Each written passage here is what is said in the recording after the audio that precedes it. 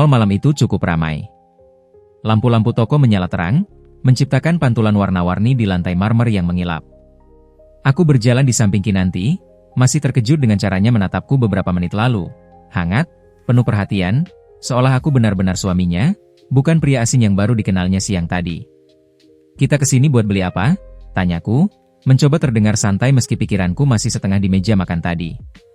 "Baju," jawabnya sambil melirikku sekilas. "Tapi bukan buatku."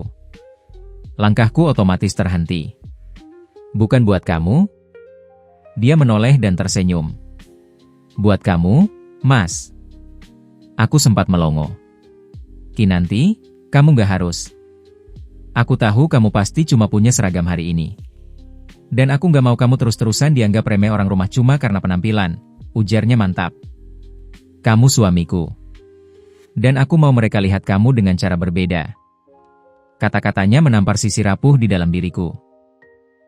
Aku sudah terbiasa dianggap tidak lebih dari satpam di mata orang-orang yang tak tahu siapa aku sebenarnya. Tapi ketika Kinanti, perempuan yang baru ku kenal hari ini, dengan terang-terangan membelaku dan menegaskan keberadaanku, entah kenapa ada bagian di dadaku yang hangat. Aku ingin menolak, sungguh. Tapi sorot matanya terlalu serius untuk diabaikan.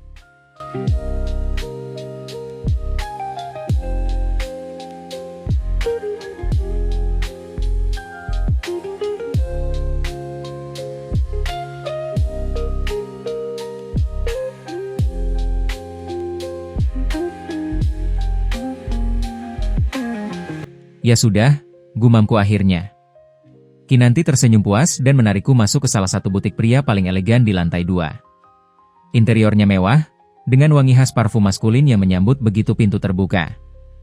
Dia mulai memilih beberapa potong kemeja, kaos, dan celana panjang, lalu menempelkannya ke tubuhku satu persatu.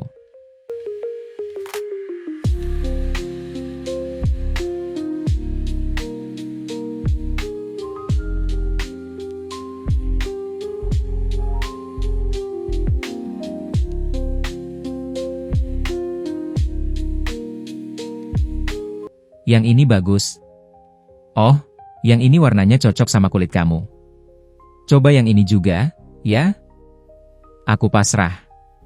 Mengikuti kemana dia menunjuk, memakai apa yang dia sodorkan. Dalam hati aku geli sendiri. Tak pernah terbayang akan ada perempuan yang dengan antusias memilihkan baju untukku seperti ini, dan aku tidak menolak. Lalu, saat aku keluar dari ruang ganti dengan setelan kemeja putih dan celana chino, seseorang lewat di belakang Kinanti. Pria berkemeja hitam elegan itu menoleh ke arahku dan seketika matanya membulat.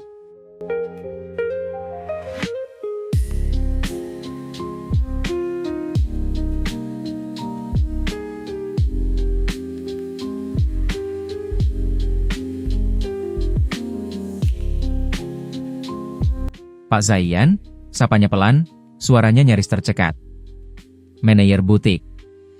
Namanya Andre, kalau aku tidak salah. Pernah menghadiri gala dinner Atmaja Group bulan lalu." Aku langsung mengangkat alis, memberi kode cepat dengan tatapan dan gerakan jari telunjuk di bibir, menyuruhnya diam.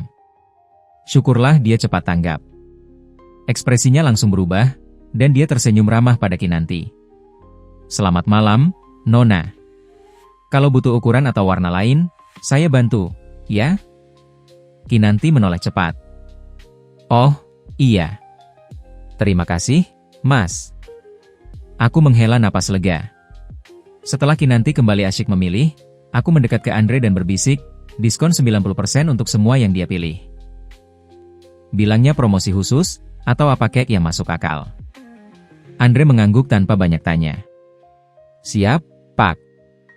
Saat Kinanti menuju kasir, matanya membulat. "Hah? Diskonnya gede banget. Serius ini?"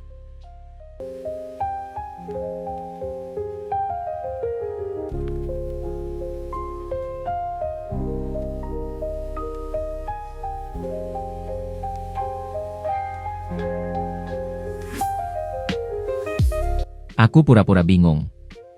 Mungkin promosi bulanan? Gila, bisa hemat segini.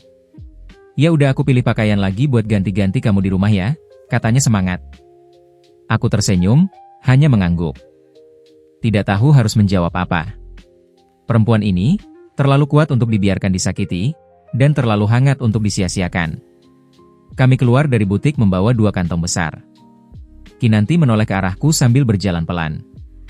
"Terima kasih, ya?" "Harusnya aku yang bilang makasih," jawabku. Tapi langkahku terhenti begitu saja ketika melihat seseorang di kejauhan, sedang berjalan santai menuju arah butik tempat kami belanja barusan.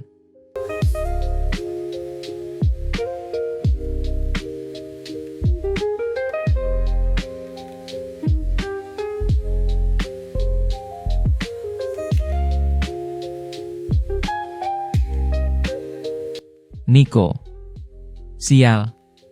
Sepupuku itu mengenaliku dalam hitungan detik. Senyum lebar dan penuh arti langsung terbentuk di wajahnya. Aku bisa membaca pikirannya secepat tatapannya menyapu Kinanti di sebelahku. Dia pasti tahu aku sedang menjalani penyamaran akibat taruhan konyol kami beberapa minggu lalu. Dan dia pasti menikmati momen ini. Aku refleks menunduk sedikit, merafalkan doa agar dia tidak membuat keributan atau menghancurkan kedokku di depan Kinanti. Tapi, alih-alih menghampiri, Niko hanya lewat di depan kami, lalu menoleh sekilas. Senyumnya mengembang makin dalam, lalu dia merangkul bahu pacarnya dan masuk ke butik tanpa sepatah kata pun. Aku mengumpat pelan dalam hati.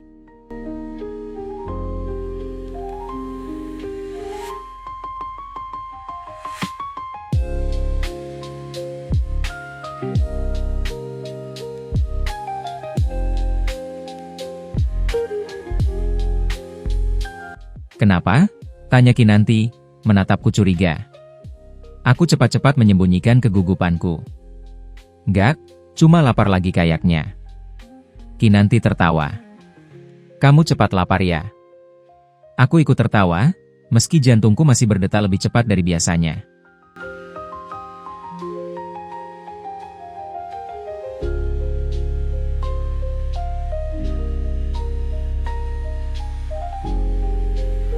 Selama ini, menyamar jadi satpam terasa seperti permainan yang menyenangkan, sampai aku menikah. Kini semua terasa lebih nyata.